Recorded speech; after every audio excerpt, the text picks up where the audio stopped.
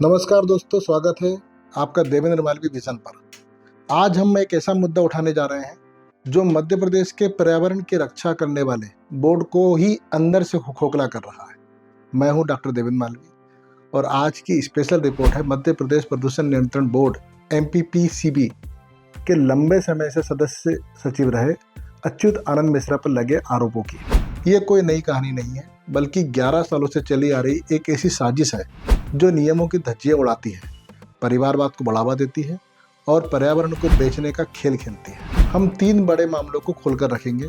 पुरानी रिपोर्ट्स, दस्तावेजों और सूत्रों के आधार पर यह वीडियो लंबा होगा, क्योंकि सच को छोटा करके नहीं बताया जा सकता। चलिए शुरू करते हैं स्टेप बाय स्टेप। बोर्ड बना भ्रष्टाचार का अड्डा। दोस्तों, MPPCB वो संस्था है जो फैक्ट्रियों से निकलने वाले प्रदूषण को रोकने, नदियों को साफ रखने और जंगलों को बचाने का काम करती है। लेकिन अगर बोर्ड का बॉस ही नियम तोड़कर कुर्सी पर जमे रहता है तो पर्यावरण का क्या होगा? अच्युत आनंद मिश्रा, जो मार्च 2014 से सदस्य सचिव हैं, पर आरोप है कि उन्होंने नियुक्ति से लेकर रिटायरमेंट तक हर कदम पर मनमानी की। वो रिटायर हो चुके हैं 30 सितंबर 2025 को, लेकिन अगले ही दिन दफ्तर में बैठे मिले। क्यों? क्योंकि उन्होंने खुद के लिए संविदा एक्सटेंशन का जुगाड़ कर लिया। और ये सब नया नहीं, 2014 से चला आ रहा है। हम आज 3 मामलों को डिटेल में देखेंगे और मैं बताऊंगा कि कैसे ये सब जुड़ता है एक बड़े घोटाले में। अगर आप पर्यावरण प्रेमी हैं और सरकारी सिस्टम की सच्चाई जानना चाहते हैं तो अंत तक देखिए। लाइक, शेयर और सब्सक्राइब जरूर करें ताकि ऐसे मुद्दे उठते रहें। मामला नंबर 1, 2014 की चुनावी नियुक्ति, बिना प्रक्रिया सीधे कुर्सी। दोस्तों, चलिए सबसे पहले 2014 के उस दिन पर जाते हैं। 4 मार्च 2014 को लोकसभा चुनाव की आचार संहिता लागू होने के बस कुछ घंटे पहले अच्युत आनंद मिश्रा को MPPCB का सदस्य सचिव बना दिया गया। कोई विज्ञापन नहीं निकाला गया, कोई सर्च कमेटी नहीं बनी, कोई इंटरव्यू नहीं हुआ, बस आनंद फानंद में नामांकन। अब देखिए, 2013 की वरिष्ठ सूची में मिश्रा 5वें नंबर पर थे। RK Srivastava, P Trivedi, BK Ahirwar और हेमंत कुमार शर्मा उनसे सीनियर थे, लेकिन वेतनमान, अनुभव, वरिष्ठता सबको दरकिनार कर दिया गया। और सुनिए, वो state environment assessment authority SEAA सदस्य सचिव दोनों पदों पर काबिज हो गए, जो पूरी तरह गलत है। नियम कहते हैं कि एक व्यक्ति 2 पद पर नहीं संभाल सकता। फिर 1 अप्रैल 2017 की वरिष्ठ सूची में क्या हुआ? मिश्रा को अचानक सबसे वरिष्ठ दिखा दिया गया। पुरानी सूचियां कहाँ गई? ये छेड़छाड़ क्यों की गई? अब पुरानी रिपोर्ट से पता चलता है। 9 मार्च 2003 के एक प्रमुख अखबार ने deputy secretary housing and environment की ओर से जारी विज्ञापन में साफ लिखा था कि सदस्य सचिव की नियुक्ति सिर्फ 3 साल के लिए होगी, लेकिन मिश्रा 4.5 साल से ज़्यादा जमे रहे।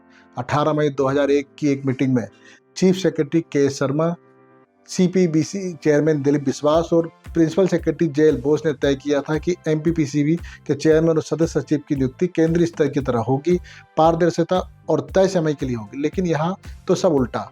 दोस्तों, चुनावी समय पर हुआ। क्या ये राजनीतिक फेवर था?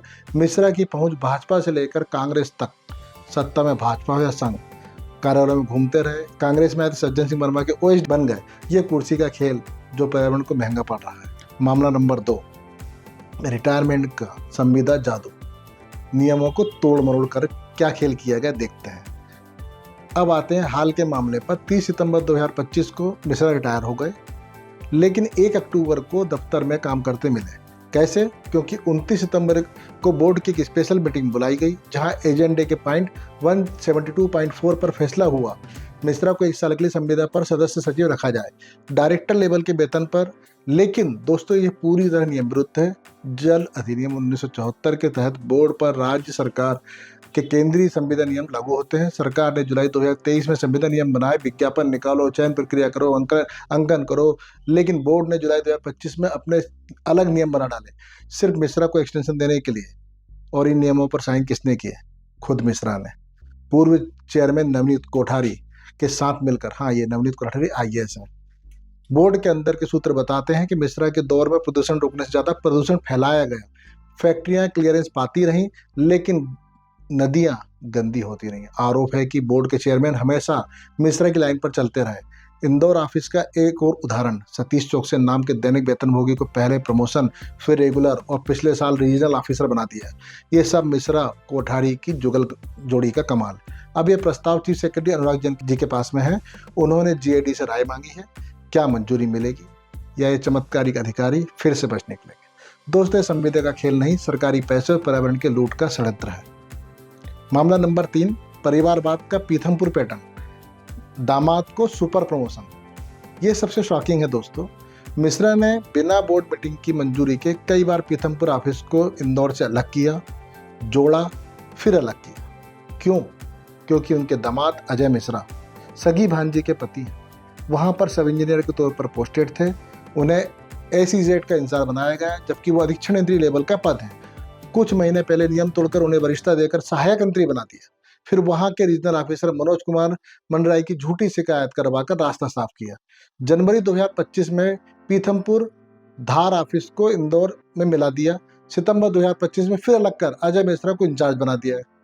और सुनिए, अजय मिश्रा को सब इंजीनियर रहते हुए सुखलिया का HIG बंगला CHD 636 अलॉट कर दिया, जबकि वो इसके पात्र नहीं थे। उन्हें इनोवा और स्कॉर्पियो जैसी बड़ी गाड़ियां भी दी गई। ये परिवारवाद है दोस्तों, जहां बोर्ड का पैसा परिवार की जेब में जाता है। पीथमपुर जैसे इंडस्ट्रियल एरिया में क्लियरेंस का खेल आसान हो जाता, तब अपना आदमी इंचार्ज हो। ये मनमानी MPVCB के पूरे सिस्टम को कमजोर कर रही है। कनेक्शन और नया एंगल, ग्रीन करप्शन का बड़ा खेल। दोस्तों, ये 3 मामले अलग अलग नहीं, एक पैटर्न है। 2014 की गैरकानूनी नियुक्ति से शुरू होकर रिटायरमेंट के बाद एक्सटेंशन तक और बीच में परिवारवाद। पुरानी रिपोर्ट से पता चलता है कि 2012 की एक हाईकोर्ट PIL में MPVCB की निष्क्रियता पर सवाल उठे थे। 2022 से 25 के कंसेंट ऑर्डर में मिश्रा के साइन है, जहां जांचें लटकती रही और क्लियरेंस फास्ट ट्रैक हो गई। पर्यावरण कहते हैं कि मिश्रा के राज में नर्मदा और चंबल जैसी नदियां प्रदूषित हुई, लेकिन रिपोर्ट क्लीन दिखाई गई। राजनीतिक कनेक्शन ने इन्हें बचाया, संघ से लेकर कांग्रेस तक। हाँ, ये नया एंगल है, ग्रीन करप्शन है, जहां पर्यावरण क्लियरेंस बेचे जाते हैं। बोर्ड के अधिकारी डरते हैं बोलने से, लेकिन सूत्र कहते हैं कि फैक्ट्रियों से डील होती रही। अगर ये चलता रहा तो मध्य प्रदेश का पर्यावरण बर्बाद हो जाएगा। सरकार को चाहिए कि जांच करे, CBI या विजिलेंस से। चीफ सेक्रेटरी क्या करेंगे? क्या शिवराज मोहन यादव सरकार कुछ करेगी या ग्रीन वॉशिंग हो जाए जारी रहेगी?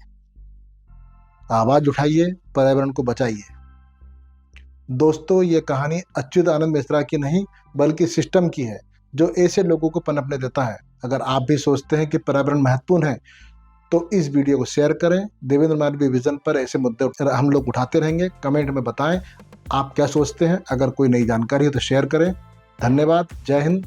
लाइक और सब्सक्राइब करना बिल्कुल ना भूलें। अगली रिपोर्ट में मिलता है।